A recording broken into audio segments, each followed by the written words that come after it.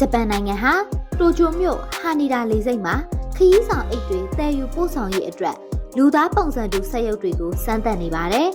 ။ဒါဟာလုပ်ငန်းခွင်တွေထဲမှာစက်ရုပ်နည်းပညာကိုလက်တွေ့အသုံးချလာတဲ့မှတ်တိုင်တစ်ခုလို့ပြောလို့ရပါတယ်။ဂျပန်လေကြောင်းလိုင်းကနေကြီးမှုပြီးတော့2026ခုနှစ်မေလမှာဒီစမ်းသပ်မှုကိုစတင်မှာဖြစ်ပြီးနောက်ထပ်နှစ်အနည်းငယ်ကြာတဲ့အထိဆက်လက်လှုပ်ဆောင်သွားဖို့ရှိပါတယ်။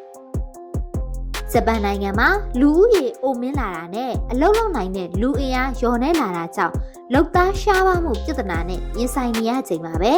တစ်ဖက်ကလည်းကမ္ဘာလက်ခီးသည်တွေနဲ့လေကြောင်းခရီးစဉ်အသုံးပြုမှုကတိတိတတ်တာတိုးတက်လာနေပါတယ်။လူသားတွေအတွက်တီးသန့်တည်ဆောက်ထားတဲ့နေရာမျိုးတွေမှာလှုပ်ရှားသွားလာနိုင်အောင်ဒီဇိုင်းထုတ်ထားတဲ့ဒီစက်ရုပ်တွေဟာ